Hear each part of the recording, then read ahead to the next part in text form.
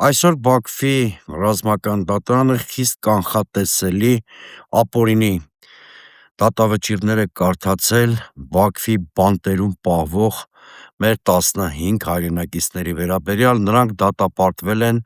15 տարվանից մինչև ՑՄ ազատազրկման, ՑՄ ազատազրկվածների թվում է նաև Արցախի 3-րդ նախագահ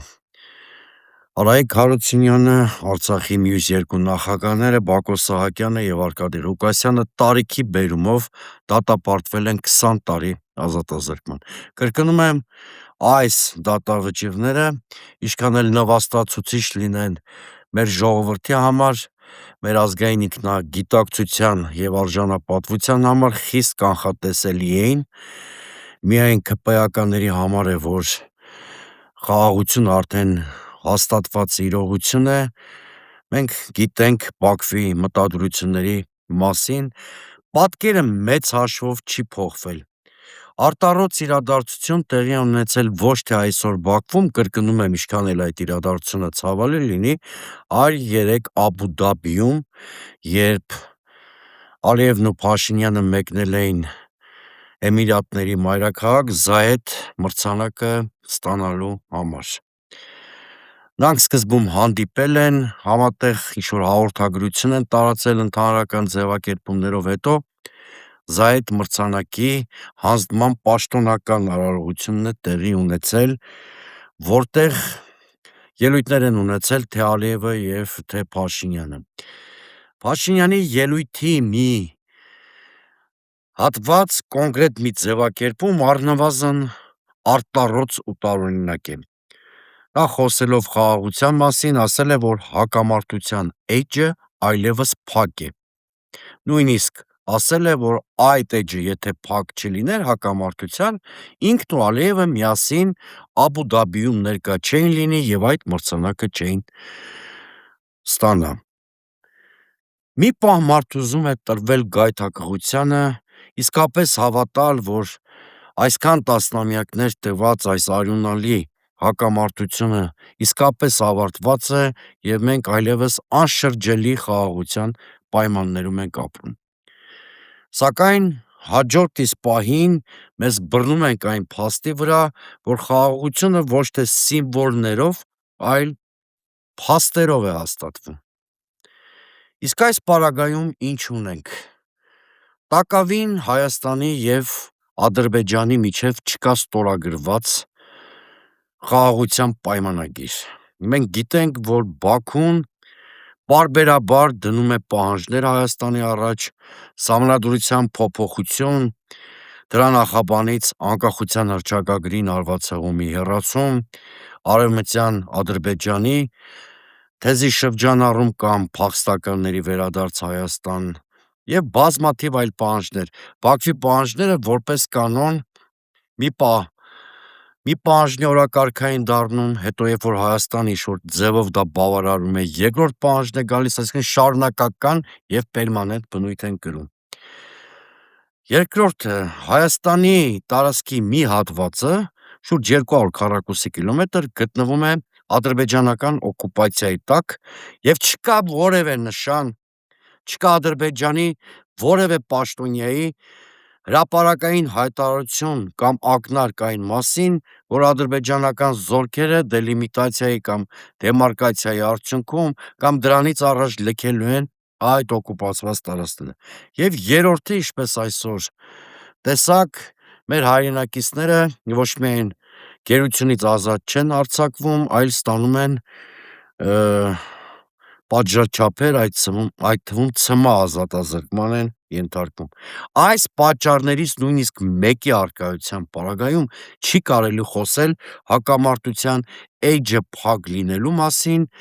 կամ չի կարելի պնդումներ անել, որ խաղաղությունն այլևս անշրջելի է։ Էլ չասենք այն մասին, որ այս 3 փաստի առկայությունը ընդհանրապես խոսում է այն մասին, որ հայ-ադրբեջանական հակամարտությունը շարունակվում է, իսկ եթե կուզեք ավելի հստակ ասեմ, շարունակվում է Ադրբեջանի ագրեսիվ քաղաքականությունը Հայաստանի նկատմամբ դրանից բխող հետևանքներով։ Հիմա, երբ Նիկոլ Փաշինյանը Միջազգային հարթակներում հայտարարում է, որ հակամարտության էջը այլևս փակ է, այս հայտարարությունը խիստ վտանգավոր հայտարարություն է։ Այն կարճաժամկետ հեռանկարում քաղաքական դիվիդենդ կարող է բերել միայն Նիկոլ Փաշինյանին։ Հենց դրա համար էլ նրան ծափահարում են Բաքվում եւ Անկարայում, նաեւ միջազգային այլ հարթակներում ու մայրաքաղաքներում, որտեւ բոլորի համար պարզ է, որ հակամարտության էջը փակ է, կամ ես խաղաղություն եմ բերել, Նիկոլ Փաշինյանի այս ձևակերպումները որևէ աղերս չունի խաղաղության հետ, իրական խաղաղության հետ, եւ այս հայտարարությունների միջոցով Նիկոլ Փաշինյանը ցանկանում է ներքաղաքական նախընտրական համապատասխան համատեքստ ստեղծել, իրեն նույնացնել խաղաղության գաղափարի հետ, իր վերարտադրությունը առաջիկա խորհրդարանական ընտրություններում դյուրին դարձնելու համար։ Միջազգային հանրությունն էլ խրախուսում է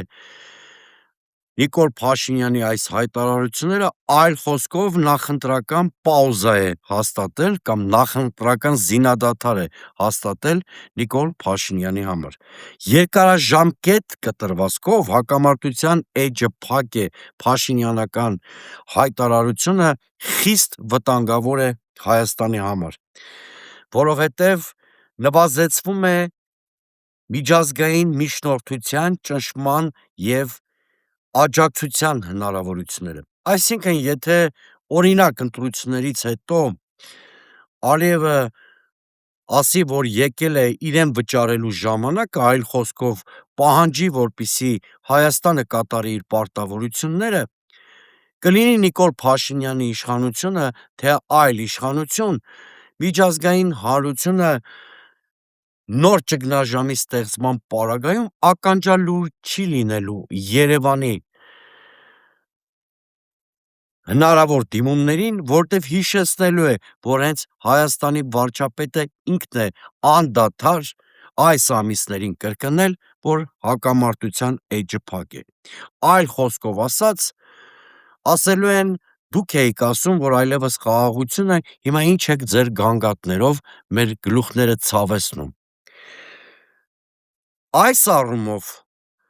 Նիկոլ Փաշինյանի այս հայտարարությունը ես կձևափոխեմ, ոչ թե հայ-ադրբեջանական հակամարտության էջն է փակվում այս օրերին ու շաբաթներին, այլ փակվում է հայկական դիվանագիտության մանևրի էջը, մանևրի հնարավորության էջը։ Կրկնում եմ, երբ Նիկոլ Փաշինյանը պնդում է, որ հակամարտության էջը փակված է, նա իրականում լուծում է իր նախընտրական կամֆորտի հարցը, բայց խնդիրներ է ստեղծում Հայաստանի համար, որովհետև թուլացնում է հնարավոր միջազգային միջնորդությունը կամ ճնշումը Ադրբեջանի վրա։ Մեր հայրենակիցներից շատերը հույս ունեն, որ վաղը մյուս օրը, երբ Երևան և Բաքու այցելի ԱՄՆ փոխնախագահ Վենսը, նա կարող է ինչ-որ խնդիր լուծել ռազմագերիների հարցով։ Նիկոլ Փաշինյանի վերջին շրջանի, այդ թվում Աբու Դաբիում արած հայտարարությունները փոքրացնում են նույնիսկ Վենսի հնարավոր այդ առաքելության հնարավորությունը։ Եթե հայկական կողմը խաղաղության պատրանք, երազախաբություն, իմիտացիա չստեղծեր, միջազգային ճնշումը Բաքվի վրա ավելի ուժեղ կլիներ և գուցե այդ ճնշումը հումանիստական ասպեկտ ունենար։ Օրինակ Վենսը հումանիզմից ելնելով Բաքվում դներ հայ ռազմագերիների ազատման հարց։ Եթե հիմա տեսականորեն նույնիսկ այդպիսի հարց Վենսը բարձրացնի Բաքվում, ինչը ես ամենևին չեմ բացառում, հայ ռազմագերիների հարցը հայկական դիվանագիտության անհատամության պատճառով Վենսը բարձրացնելու է գործարքային տրամաբանության մեջ, այսինքն Բաքվին հորդորելու է ազատ արձակել գերիների հերթական խմբաքանակին, դրա դիմաց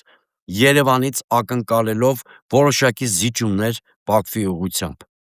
Կրկնում եմ,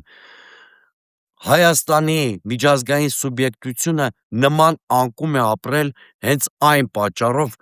որ Նիկոլ Փաշինյանը ոչ թե Հայաստանի պետական շահերն է սպասարկում, այլ այս շաբաթներից զբաղված է իր նախընտրական կամֆորտը ապահովելով։ Արդյունքում Փաշինյանը ստանում է մրցանակ, մեր գերիները ցմահ ազատազրկում, իսկ Հայաստանը ապտակ։ Այս իրավիճակը կարող ենք փոխել միայն այն պարագայում, երբ մեր հասարակությունը իր հավաքական ընտրությամբ հունիսի 7-ին պատմություն սարքի այս իշխանությանը Հայաստանի ապագան երաշխավորելու նպատակով։